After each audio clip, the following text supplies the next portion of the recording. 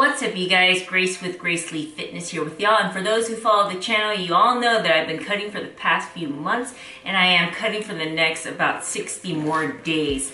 But the one strategy that has helped me with my diet is planning my meals and exercise routine around my hunger for the most part. And in this video, I am going to be talking about why it's important to do this and how it's going to benefit not only your diet and you sticking to the plan, but also your exercise routine. So stay tuned. Alright, you guys, for those of you who do not know, during my first serious cut where I followed the flexible dieting or macro counting approach, I did not consider my hunger when planning my exercise routine, when I was gonna work out, and also when I was gonna have my meals.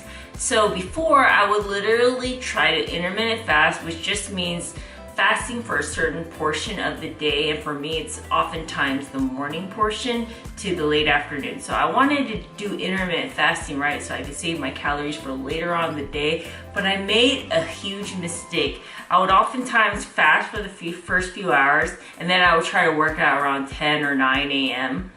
and my hunger levels would start peaking like crazy during my cardio session. So during the weight training session, I wouldn't really feel the hunger so much, but once I was on that Stairmaster I was doing about 400 calories of cardio, so about 40 minutes of cardio almost every day. By the time I got to my cardio session, I was so drained and so hangry that my performance on the Stairmaster was lacking. So it would take me from anywhere from like 35 minutes to actually almost 50 minutes to complete this cardio session because I was dragging. Like literally my body was slumped over the machine and I was just going so slow, just trying to get through the cardio, and it was miserable. So this is why it's essential to plan your meals around your exercise and your hunger levels. So oftentimes after getting through that cardio session, I would be so hangry that I could no longer fast. Like for the beginning of the day, I like to fast anywhere between noon to 1 to 2 p.m. But because I did that and how hangry I would literally be the worst person to be around. You couldn't talk to me about anything because all I was thinking about was food. So until I got my first meal in, I was not a good person to be around. And also it led me to having an earlier dinner because my hunger peaks so quickly for the rest of the day. Once I get really hangry for the rest of the day, it seems like my metabolism, my hunger for the rest of the day is just really high. So that was another mistake I made. Alright guys, so you are probably wondering, well Grace, how do I plan around my hunger? Well, every individual is different. Some people do not really get hungry in the morning, and some people, right when they wake up, they're like, I'm hungry, let's eat. So to show you guys how to plan around your hunger, we're gonna take my body for example. So I know that my body is the type that if I work out in the morning, I gotta do it literally after waking up right away, so early morning, so between 4 to 5 a.m. ish. And it seems that if I have a really early morning workout, I can not only get through the cardio, but the workout routine, like the strength training routine, without any problems. And then I can fast for the rest of the day. But what I realized with that is since I'm waking up earlier, I can't fast till like 1 or 2 p.m.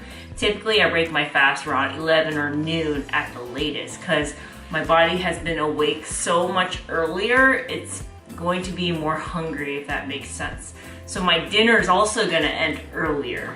Alright you guys, for me to explain it a bit better, I made this little chart. So right here is my hunger level. Level 10 is hangry. Right here's the time of day. I put morning, afternoon, and evening. So when I work out at 4 in the morning, so the blue is me working out, my hunger peaks at around 11 something a.m.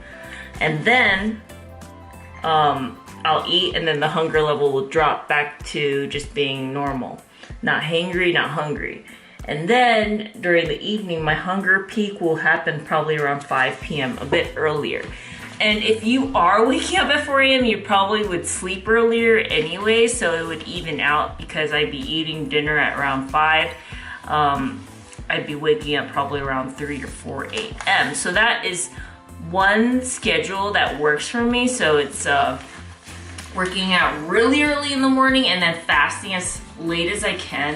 And you don't have to do intermittent fasting, but I found that it works better for me just because I'm the type of person that once I start eating, I can't stop. Like if I just start snagging 200 calories here, 300 calories here, for some reason for the rest of the day, I just want to keep doing it, and then I am never actually satisfied. I'm constantly just hungry.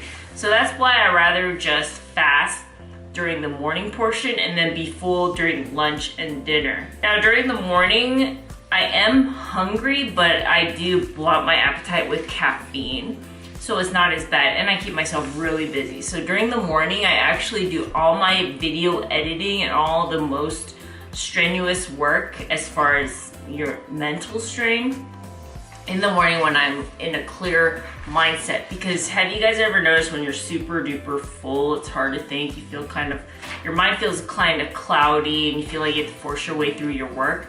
So that's the only reason why I really also love intermittent fasting. Not only does it keep me full for the rest of the day and make me feel like I'm not on a diet, but it helps me get work done in the first few hours of the morning. So that is why I do it, but you don't have to do it.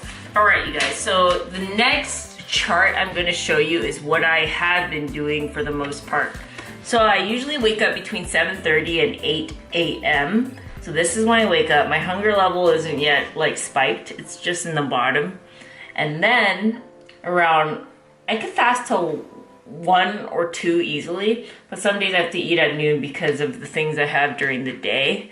So my hunger will start peaking around noonish, and then I'll eat. So the red is that I ate a meal, and then my hunger will start going back down. Now at this point, I'll wait a few hours and I'll actually work out, like maybe an hour or an hour and a half after eating. So this blue is me going to the gym and working out right here. And then I noticed that my hunger, by the time I leave the gym around 5:30, it's all the way peaked. And then by this time I'm home, I'm eating or getting dinner ready, and then the red is me eating dinner and it'll go back down. So I found this is the best way to do it. Like eat and then wait an hour or two depending on how much you ate, and then go to the gym. Not only will you not be hangry during the workout, but I found that I have better workouts when I'm not focused on the hunger. Typically if I'm really hungry, I could get through a strength training workout pretty easily. But when it comes to the cardio, that's when it kills me. Like if I have to get through a good amount of cardio and I'm hangry, I usually perform the worst. So not only does the cardio take longer to do, it's just not an overall good cardio routine that day. All right, so if you guys are new to macro-counting or dieting in general and working out, you can start writing in like the notes section of your iPhone when your hunger seems to be peaking. So just try to keep track of it during the week, like how your hunger is when you work out in the morning, how your hunger is when you work out in the evening, how your hunger is if you don't have food or have food. Every individual is different, but I just found that I'm such a routine person that I kind of memorize the way I am and how I get triggered by hangriness during certain parts of the day, whereas during other parts I do not. So I just found that it's better for me, for the most part, to work out early afternoon to late afternoon and be able to have that meal beforehand rather than trying to do a weird late morning workout without food.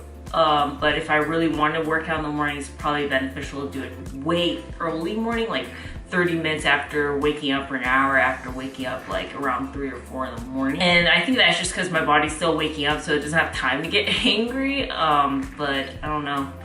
That's just what works for me. Also, I know for those of you guys who work a traditional job where you have certain hours, say you don't have time to go home and eat something really quick. I know a lot of people then use protein bars, protein shakes, any type of quick snack, rice cakes, keep it in their gym bag so before they work out they can snack on that, or even have some on hand in the car or in the gym bag for after your workout so that you can go ahead and eat something before you get really hangry after your workout, which also prevents you binge eating later or trying to cheat on your diet The less hungry you are during a diet, during those trigger moments, the better results you're gonna get. Because if you're hangry on the ride home, you may be tempted to like go to In-N-Out, Chick-fil-A, or whatever your favorite place is, or just pick up something quick at your grocery store or a convenience store.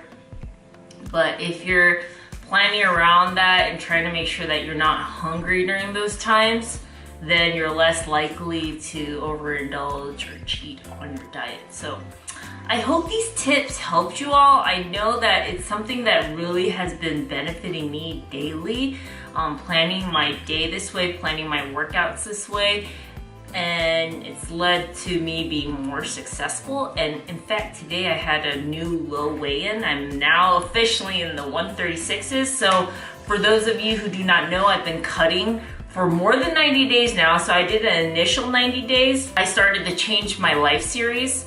So it's called Change Your Life.